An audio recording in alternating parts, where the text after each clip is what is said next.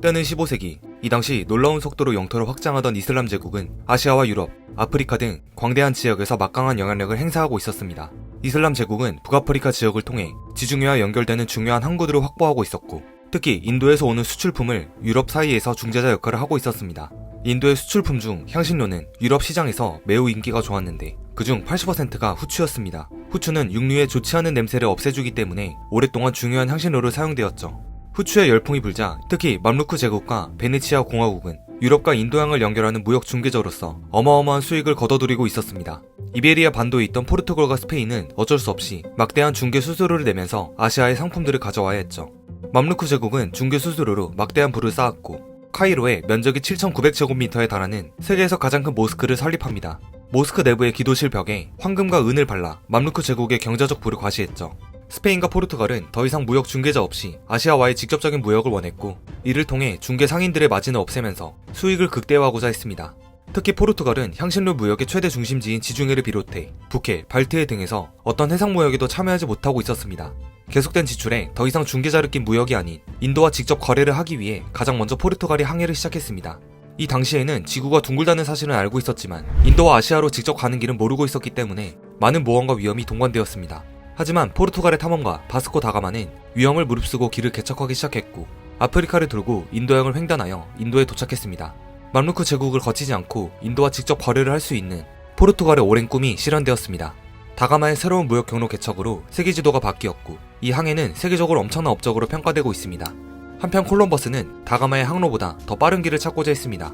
포르투갈에 의해 신항로가 개척됐지만 아프리카 대륙을 돌고 인도양을 횡단하는 다가마의 항로는 매우 길었고 시간과 비용이 많이 소요되었습니다. 콜럼버스는 서쪽으로 항해하면 더 짧은 거리로 아시아에 도달할 수 있다고 믿었고, 만약 성공한다면 향신료 무역을 독점은 물론 이곳에서 보물 또한 발견할 수 있다고 생각했습니다. 그렇게 그는 자신의 계획을 지원해줄 후원자를 찾기 시작했습니다. 콜럼버스는 자신이 발견한 땅에서 나온 보물의 10%와 영구적인 총독 자리를 달라는 조건을 내걸었는데, 포르투갈은 이미 다가마의 아프리카 항해를 시작했기 때문에 콜럼버스를 후원하지 않았습니다. 후원자가 쉽게 나타나지 않던 상황에서 콜럼버스를 후원한 국가는 다름 아닌 스페인이었습니다. 당시 여왕이었던 이사벨 1세는 스페인의 경제적 부를 축적하는 방법을 고민하고 있었는데, 재정적 어려움을 해결하는 방법으로 해외 영토 확장을 모색한 것이었습니다. 이사벨 1세는 콜럼버스의 항해를 후원하기로 했는데 다수가 반대해 개인적으로 후원할 수밖에 없었죠. 콜럼버스가 세운 가설은 매우 단순했는데, 앞서 말했듯이 지구가 둥글다는 전제 조건으로 포르투갈처럼 아프리카를 돌아 인도로 가는 항로를 개척하는 대신 서쪽으로 계속 항해하면 인도에 도달한다는 것이었습니다. 1492년 콜럼버스는 산타 마리아 호를 타고 서쪽으로 항해하였습니다. 그에게는 스페인의 지원이 있었지만 많은 비판과 의심도 받고 있었기 때문에 그 또한 두려움을 아는 채 오로지 가능성에 대한 믿음으로 항해했습니다. 약 2달간의 항해 끝에 콜럼버스는 드디어 육지를 발견하는데, 그곳은 인도가 아닌 산살바도르 섬이었습니다. 콜럼버스는 아메리카에 처음 도착했을 때 인도라고 확신했습니다. 아메리카 원주민의 외형이나 피부색이 유럽인과 달랐고 유럽에서 전혀 볼 수 없었던 이국적인 풍경이었죠. 향신료를 파는 사람들은 없고 발가벗은 원주민들만 있는 걸 깨닫게 되자 그는 이곳에서 금과 은을 가져가고자 주변을 탐색하기 시작했습니다.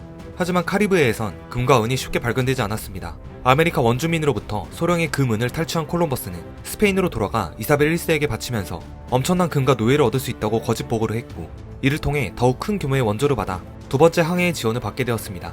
콜럼버스는 총 4차례에 걸쳐 항해했고, 특히 두 번째 항해 이후 황금의 눈이 먼 콜럼버스의 탐욕은 더욱 노골적으로 드러났습니다. 그가 자신의 항해를 사업이라고 불렀다는 점에서 분명하게 알 수 있죠.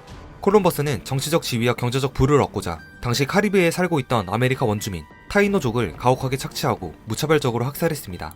이사벨 1세에게 한 거짓말 때문에 콜럼버스는 항해의 수익성을 입증해야 했으며, 이로 인해 1600명 이상의 타이노족을 노예로 팔아넘겨 수익을 거두어들였습니다. 그러나 노예 무역만으로 원하는 부를 얻지 못하자 아메리카 원주민에게 새로운 조공제도를 도입했습니다. 타이노족은 3개월마다 매사냥에 사용되는 종 크기만큼의 금을 콜럼버스에게 바쳐야 했는데, 바치지 못하면 여러 사람이 보는 앞에서 손이나 발이 잘렸습니다. 콜럼버스의 이익을 위해 수많은 여성이 매춘부로 전락했죠. 아메리카 원주민에게 콜럼버스는 학살자나 다름없었습니다. 몇 번의 항해에도 콜럼버스는 이곳이 끝까지 인도라고 생각했지만 그와 함께 간 부하들, 그리고 아메리카 대륙에 대한 얘기를 들은 다른 유럽인들은 이 지역을 새로운 세계, 즉 신세계라고 불렀습니다. 1506년에 콜럼버스가 사망하고 스페인의 에르난 코르테스가 500여 명의 스페인 병사를 이끌고 아메리카에 건너옵니다. 이곳에는 천문과 역법이 발달한 아즈텍 제국이 존재했는데, 스페인 사람을 발견한 아즈텍 제국의 원주민들은 이들을 신처럼 모시기 시작했습니다. 아즈텍 제국에선 케찰코아틀이라는 신의 존재를 믿었는데, 신화에 따르면 현재의 세계가 만들어지기 전까지 3번에 걸쳐 세상이 만들어졌고 그중 2번이 바로 케찰코아틀이 만든 것이라고 하죠. 케찰코아틀은 주로 녹색 깃털을 단 뱀의 모습을 하고 있지만 인간의 모습으로 환생하는 경우 흰 피부에 검은 머리카락을 가진 모습으로 나타난다고 믿었습니다. 케찰코아틀은 세상과 인간을 창조했고 이 지역의 가장 중요한 식량이었던 옥수수를 창조했다고 믿었기 때문에 아즈텍 제국에서 가장 중요한 신이었습니다. 그리고 흰 피부를 가진 유럽인이 등장하자 당시 아즈텍 제국 황제였던 몬테수마 2세를 비롯해 많은 이가 스페인 사람들의 외모를 보고 케찰코아틀의 환생이라고 생각했습니다. 아즈텍 제국 군대의 호위를 받으며 코르테스와 스페인 병사들은 수도에 도착했고 제국의 엄청난 부에 깜짝 놀라게 됩니다. 이들은 많은 금과 은을 챙겨 스페인으로 가져가는 게 목표였기 때문에 곧바로 황제를 포로로 삼고 금을 요구했습니다. 스페인 군대의 지나친 요구에 아즈텍 제국의 백성은 분노했지만 협박에 못 이긴 몬테수마 2세는 백성들에게 해산을 요구했고 화가 난 백성은 황제에게 돌을 집어 던졌습니다. 어이없게도 몬테수마 2세는 돌에 맞아 죽게 되죠.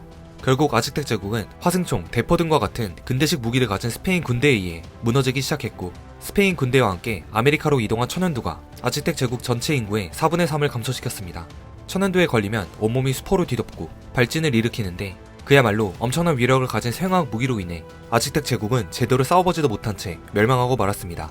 아즈텍 제국을 몰락시킨 천연두는 아메리카에서 가장 거대한 잉카 제국으로까지 확산되었습니다. 당시 잉카 제국의 수도였던 쿠스코는 도시 전체가 퓨마 모양이었고 쿠스코의 성벽은 금으로, 정원의 조각상은 수많은 보석으로 장식되었는데 잉카 제국의 부유함과 화려함은 대서양을 건너 유럽으로까지 전해졌습니다. 유럽에는 아메리카 어디엔가 황금의 나라 엘도라도가 있다는 소문이 만연했죠. 그리고 잉카 제국의 존재를 확인한 프란시스코 피서로는 스페인 국왕에게 엄청난 양의 금과 은을 약속하고 원정을 떠났습니다. 피서로는 180명 정도의 스페인 병사들을 이끌고 잉카 제국에 도착했고 이곳의 황제였던 아타우알파는 6,000명의 군대를 거느리고 피서로를 만났습니다. 황제를 만난 피서로는 그에게 기독교 개종을 권유했지만 아타우알파는 거부했고 둘 사이에 전투가 벌어졌죠. 당시 피서로의 군대는 화승총을 가지고 있었습니다. 화승총은 화약과 탄환을 장전한 후 불이 붙은 화승을 가져다 대면 화약이 점화되어 탄환이 발사하는 원리를 이용한 것인데 최대 사정거리는 약 1,000m에 달했습니다. 여기에 철제 갑옷과 투구를 소지했습니다. 이에 반해 잉카 제국 군대의 무기는 창이나 도끼가 대부분이었습니다. 잉카 제국의 막강한 병력에도 불구하고 스페인의 대포와 기병을 감당하지 못한 황제는 인질로 사로잡히고 말았으며 아타우알파는 자신의 감금된 방을 가득 채울 정도의 금과 은을 주겠다고 약속한 후에 석방되었습니다. 그러나 1533년 피서로는 스페인 국왕에 대한 반역죄를 물어 아타우알파를 처형해버렸고 스페인은 200명이 채 되지 않는 소수 병력으로 6만 명 이상의 잉카 제국 군대를 물리쳤습니다. 그 이후로 지금까지 많은 역사학자가 유럽 과학기술의 우월성을 강조했습니다.